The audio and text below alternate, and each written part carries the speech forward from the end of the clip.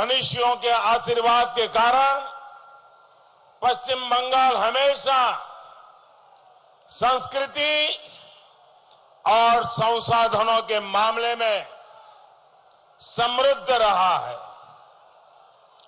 साथियों, पश्चिम बंगाल को क्या चाहिए,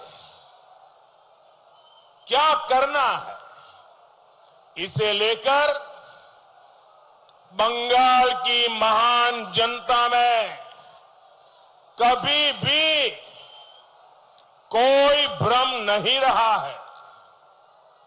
इसी वजह से बंगाल के लोगों ने चुनाव में हमेशा स्पष्ट बहुमत को प्राथमिकता दी है। हमेशा यहां का बौद्धिक वर्ग, यहां की अध्ययनशील प्रतिभाएं हमेशा स्पष्ट सोच लेकर के चली है। बंगाल के लोग हमेशा अपनी परीक्षा में पास हुए हैं। फेल वो लोग हुए हैं जिन्होंने बंगाल के लोगों की अपेक्षाओं को, उनकी आकांक्षाओं को पूरा नहीं किया। फेल वो लोग हुए हैं जिन्होंने बंगाल का विकास नहीं किया, बंगाल को बरसों पीछे धकेल दिया। इसलिए आज बंगाल के लोगों ने एक बार फिर, बंगाल के लोगों ने, यहां के जन जन ने, यहां की माताओं बहनों ने, यहां के नौजवानों ने फिर एक बार परिवर्तन की कमान संभाल ली है। आशोल परिवर्तन, आशोल परिवर्तन के उद्घोष में और सोनार बांग्ला के विजन में बंगाल के लोगों की यही आकांक्षा है। इसलिए उन्होंने पहले 2 चरण के चुनाव से ही बीजेपी के प्रचंड बहुमत का रास्ता तय कर दिया है। साथियों, 2 मई को क्या नतीजे आने वाले हैं, इसकी झलक हम 2 दिन पहले नंदीग्राम में देख चुके हैं। मुझे पक्का पता है हर चरण के चुनाव के साथ दीदी की ये बौखलाहट बढ़ती जाएगी। मुझ पर गालियों की बौछार भी बढ़ती जाएगी। और अब तो इलेक्शन कमीशन कहो, सुरक्षा प्रबंध वाले लोग हो, हर किसी पर हम सब जानते हैं, क्रिकेट के मैदान में अगर कोई खिलाड़ी बार बार अंपायर पर सवाल उठाए तो समझो उसके खेल में खोट है।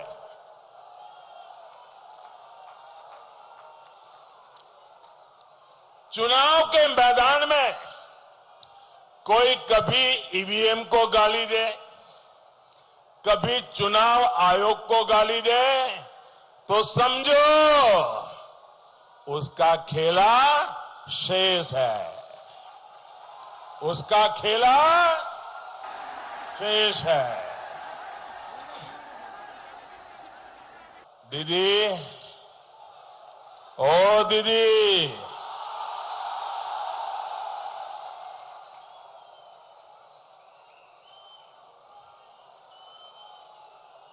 दीदी, हार आपके सामने है। अब इसे स्वीकार करिए। हुगली के लोगों की ये आवाज सुनिए।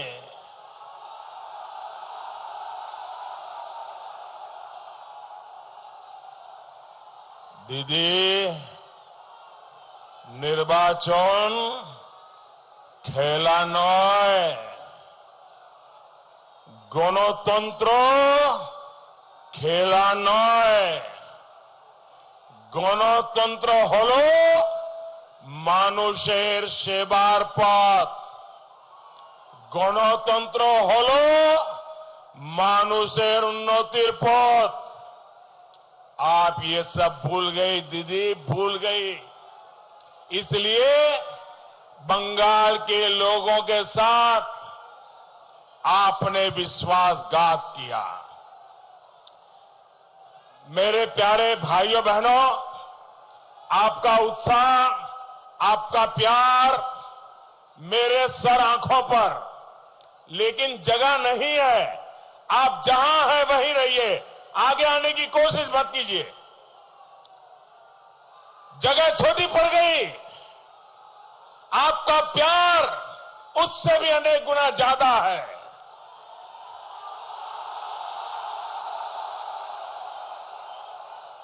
आप जहां हैं वहीं से सुनिए, और मुझे विश्वास है मेरी आवाज तो जरूर पहुंचती होगी। आप मुझे देख नहीं पाते होंगे, बहुत बड़ी तादाद में आप लोग आए हैं। भाइयों बहनों,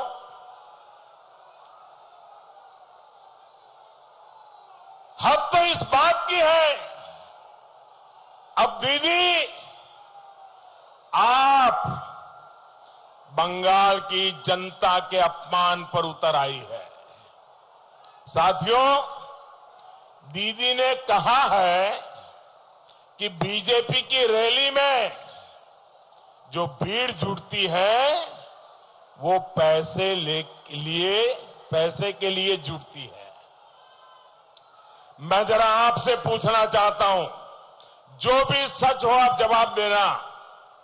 मैं आपसे जानना चाहता हूं भाइयों बहनों, क्या आप इतनी गर्मी में इतने घंटों से इतनी परेशानी उठाकर यहां आए हैं, क्या पैसे के लिए आए हैं? क्या पैसे के लिए आए हैं? क्या कोई बंगाल का नागरिक बिक सकता है? क्या कोई उसको खरीद सकता है? क्या अरे ये तो स्वाभिमानी लोग हैं। पूरी अंग्रेज सल्तनत कुछ नहीं कर पाई बंगाल के लोगों को। ये बंगाल के लोगों का स्वाभिमान है। दीदी, बंगाल के लोग पैसे लेकर के रैली में जाते हैं, ये कहकर आपने बीजेपी को नहीं, मोदी को नहीं, आपने बंगाल की जनता का अपमान किया है, और इससे बड़ा अपमान नहीं हो सकता। अपनी बौखलाहट में आप मेरा अपमान करिए, लेकिन बंगाल की जनता, यहां की महिलाएं, यहां के गरीब, बंगाल के हमारे भाइयों बहनों का अपमान मत करिए दीदी, अपमान मत करिए। यही वो लोग हैं जिन्होंने 10 साल पहले आपको सर आंखों पे बिठाया था, आज आप उनको गाली दे रही हो। साथियों, मुझ जैसे करोड़ों भारतवासी कालीघाट, तारकेश्वर, दक्षिणेश्वर, गंगा सागर और बेलूमठ जैसे पुण्य स्थानों पर आकर खुद को बहुत भाग्यशाली समझते हैं।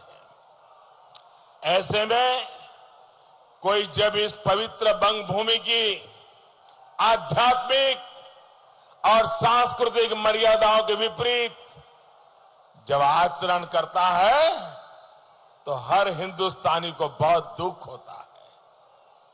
बंगाल में एक विशेष मधुरता है, मिठास है, यहां की भाषा में मिठास है, यहां के भाई बहनों की भावना में मिठास है, बंगाल के हर नागरिक की व्यवहार में मिठास है, यहां की मिष्टी दोई और मिठाइयों की तो बात ही अलग है। फिर इतनी कड़वाहट कहां से लाती है दीदी? इतनी कड़वाहट कहां से लाती है दीदी? कोथाय थे के पाचन, ये तो तिक्तो था दीदी। आप बंगाल के प्रतिभाशाली युवाओं के आचार विचार में कड़वाहट घोल रही है। अब दीदी, आपको बंगाल के भविष्य के साथ ऐसा अन्याय नहीं करने दिया जाएगा। भाई और बहनों, दीदी की बौखलाहट का एक बहुत बड़ा कारण है उनके 10 साल का रिपोर्ट कार्ड। मैं डे 1 से कह रहा हूं, दीदी आपने काम क्या किया बताओ ना लोगों को। ये रिपोर्ट कार्ड मांग रहे हैं, बस यही उनकी परेशानी है। पुरानी इंडस्ट्री बंद, नई इंडस्ट्री का रास्ता बंद, नए निवेश, बिजनेस और चाकरी की संभावनाएं बंद। हुगली देश के सबसे पुराने औद्योगिक क्षेत्रों में से एक रहा है,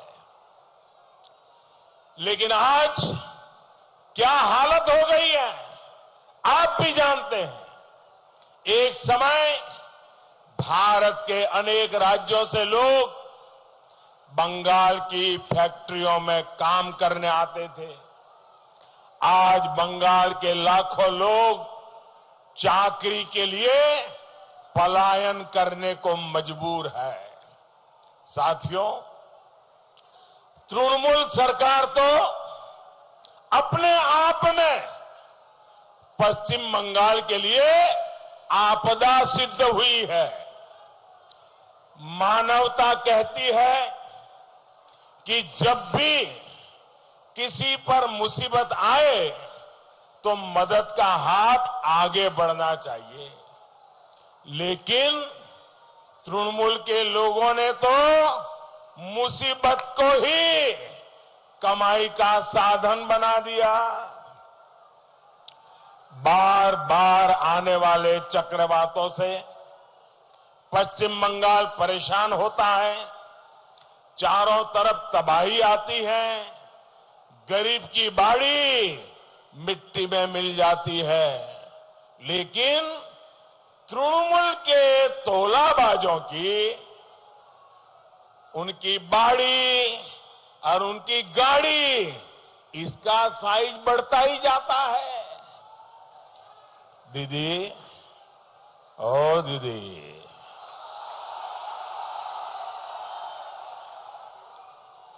দিদি এখন বাংলার মানুষ বিশ্বাসঘাতক তার जवाब देवे। इन लोगों ने पंचायतों को लूटा, पंचायत चुनावों को लूटा। हालत यह है कि शासन प्रशासन की कमान भी टीएमसी के दफ्तरों को दे दी गई है। साथियों, विकास के लिए, किसी भी क्षेत्र के उन्नयन के लिए विजन और पॉलिसी जितनी जरूरी होती है, उतनी ही आवश्यक राजनीतिक इच्छा शक्ति भी होती है। बीते 10 साल में पश्चिम बंगाल ने इसका बहुत बड़ा अभाव देखा है।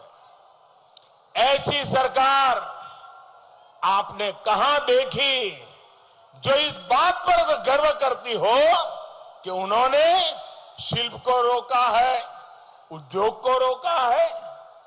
सिंगूर के साथ इन्होंने कितना बड़ा धोखा किया, ये बात मुझसे ज्यादा आप जानते हैं। सिंगूर का राजनीतिक उपयोग करने के बाद इन लोगों ने यहां के लोगों को अधर में ही छोड़ दिया। आज सिंगूर में न उद्योग है, न उतनी चाकरी है, और जो कृषक है वो बिचौलियों से परेशान है। साथियों, हुगली का आलू बड़ी मात्रा में सिर्फ और सिर्फ इसलिए बर्बाद होता है क्योंकि दीदी की सरकार ने यहां पर्याप्त कोल्ड स्टोरेज नहीं बनाए।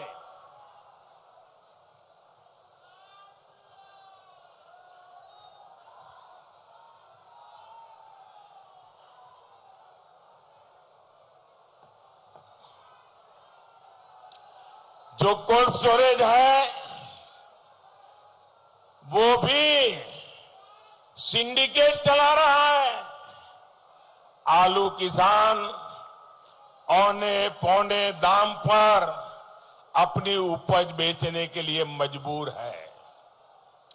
ये स्थिति तब है जब केंद्र सरकार इसके लिए राज्यों को हर संभव सहायता देती है। इसके लिए विशेष इंफ्रास्ट्रक्चर फंड बनाया गया है। यही स्थिति यहां जूट किसानों, जूट मिलों में काम करने वाले साथियों की है। केंद्र सरकार ने 6 सालों में जूट का एमएसपी 85% 85% से ज्यादा बढ़ाया है। गेहूं की पैकेजिंग जूट में हो, देश में प्लास्टिक की जगह जूट बैग का उपयोग हो, इसके लिए हमने कदम उठाए, जूट की डिमांड को बढ़ाया। लेकिन यहां की सरकार जूट मिलों को प्रोत्साहित ही नहीं कर रही। इसलिए आज आलू किसान, जूट किसान, श्रमिक, हर कोई डबल इंजन की भाजपा सरकार के लिए वोट कर रहा है। दीदी, इसलिए वोट कर रहा है। बीजेपी सरकार बनने के बाद यहां कोल्ड स्टोरेज के साथ ही फूड प्रोसेसिंग में निवेश को और बढ़ाया जाएगा। साथियों, बंगाल के गरीब किसानों के साथ तो दीदी ने अपनी विशेष नफरत दिखाई है। पूरे देश में 10 करोड़ से ज्यादा किसानों को पीएम किसान सम्मान निधि का लाभ मिल चुका है। देश भर के किसानों के बैंक खाते में सीधे 1.25 लाख करोड़ रुपए जमा कराए गए हैं। 10 करोड़ किसानों के खाते में 1.25 लाख करोड़ रुपया ये हो चुका है।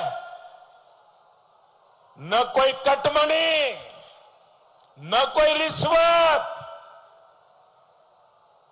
एक टका सीधा किसानों के बैंक खाते में पहुंचा है। लेकिन ये लाभ बंगाल के किसानों को नहीं मिला। दीदी ने बंगाल के लाखों कृषकों को भारत सरकार के इन पैसों से वंचित रखा। भाइयों और बहनों, 2 मई को यहां सिर्फ डबल इंजन की सरकार ही नहीं बनेगी, बल्कि डबल बेनिफिट, डायरेक्ट बेनिफिट देने वाली सरकार बनने वाली है। बंगाल में बीजेपी सरकार आने के बाद सबसे पहला काम किसानों के हित में फैसला लेना होगा। पहली कैबिनेट में ही बंगाल में पीएम किसान सम्मान निधि को लागू करने का निर्णय लिया जाएगा। और जब भाजपा के मुख्यमंत्री के बंगाल में भाजपा की सरकार का शपथ समारोह होगा, उस दिन मैं जरूर आऊंगा।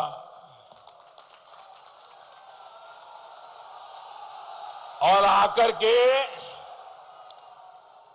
जो नए मुख्यमंत्री बनेंगे उनसे जरूर कहूंगा कि भाई ये दिल्ली से मुझे पैसा भेजना है, आप जल्दी इस काम को पहली कैबिनेट में लागू कीजिए, मैं कहूंगा। और सुनिए भाइयों, बंगाल के हर एक किसान को जो दीदी ने नहीं देने दिया है वो भी जो बकाया पिछला पैसा है उसको जोड़ करके हर किसान के खाते में, उसके बैंक खाते में 18,000 टका मिलेगा।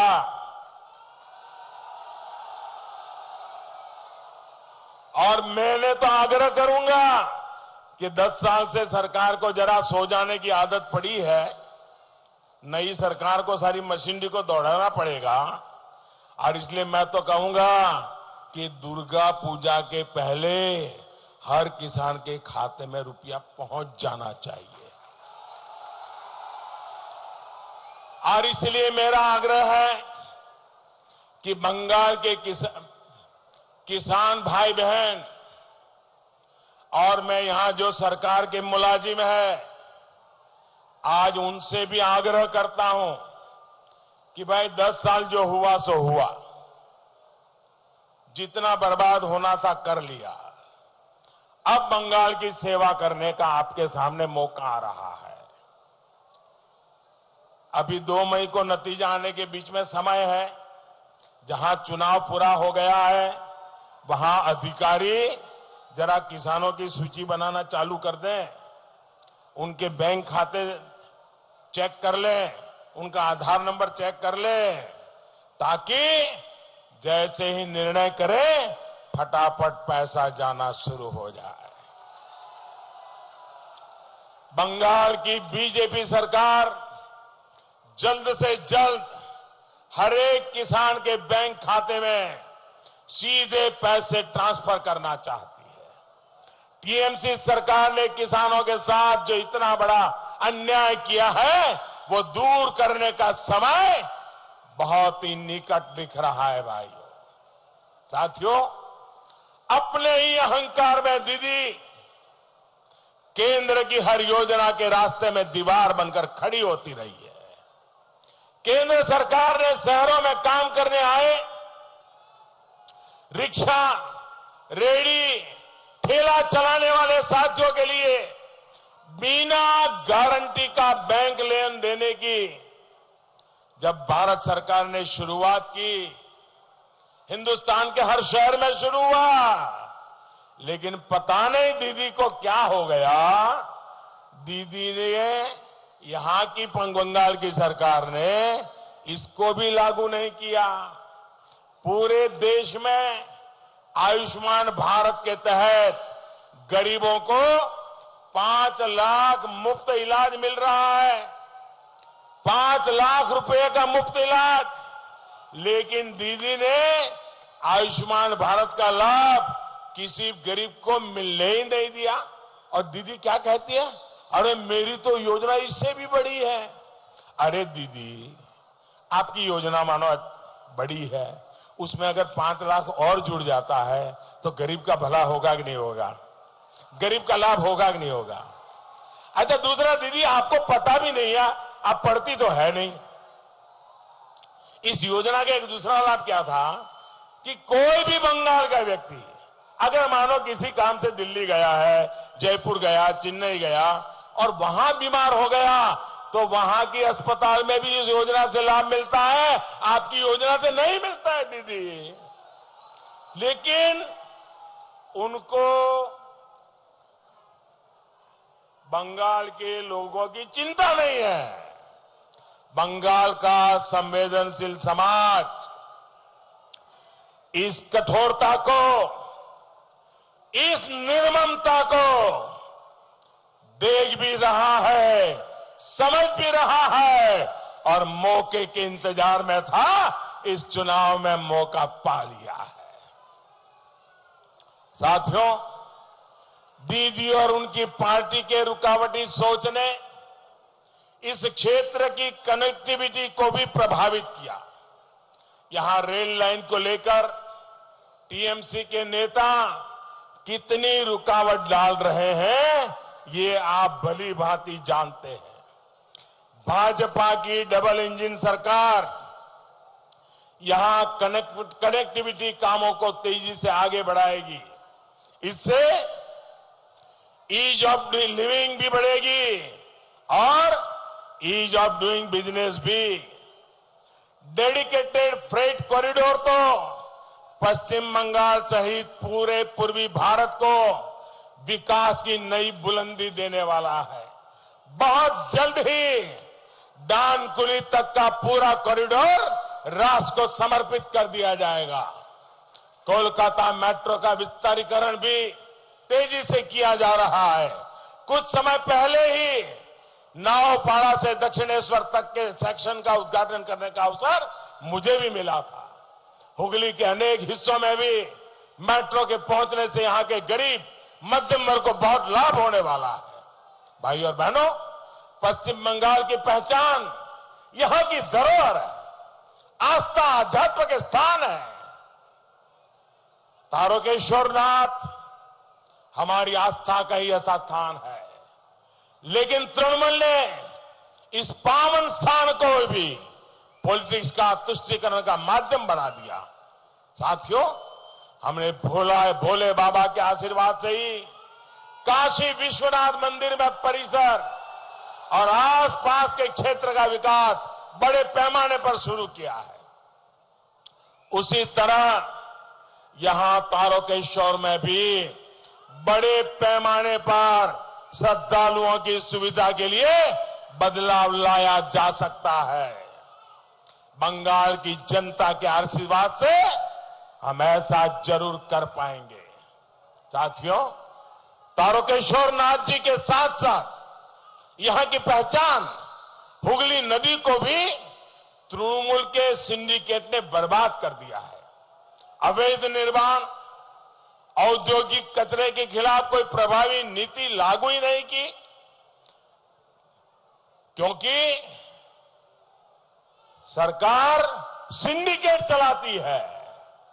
यहां सीवेज वाटर ट्रीटमेंट के नाम पर सैकड़ों करोड़ रुपए खर्च किए गए, लेकिन कई ट्रीटमेंट प्लांट आज भी काम नहीं कर रहे हैं। आज अगर गंगा जी की निर्मलता को लेकर बेहतर काम हो सकता है, तो हुगली की स्वच्छता के लिए क्यों नहीं हो सकता? अगर देश के दूसरे हिस्सों में आधुनिक रिवर फ्रंट बन सकते हैं, तो हुगली में भी उतना ही खूबसूरत रिवर फ्रंट बन सकता है। भाजपा के पास हमारी धरोहरों, हमारे नदियों की स्वच्छता और नदियों के सुंदरीकरण दोनों का बेहतरीन अनुभव है। यही अनुभव 2 मई के बाद हुगली के काम आएगा, सोनार बांग्ला के निर्माण में काम आएगा। सोनार बांग्लार, सोनार गौरव, आमरा फिरिए आनबोय। भाई और बहनों, आशोल परिवर्तन की शुरुआत के लिए अब 30 दिन से भी कम का समय बच गया है। पौधों फूल खिलेगा, हर बूथ में खिलेगा। ई बार बीजेपी सरकार, ई बार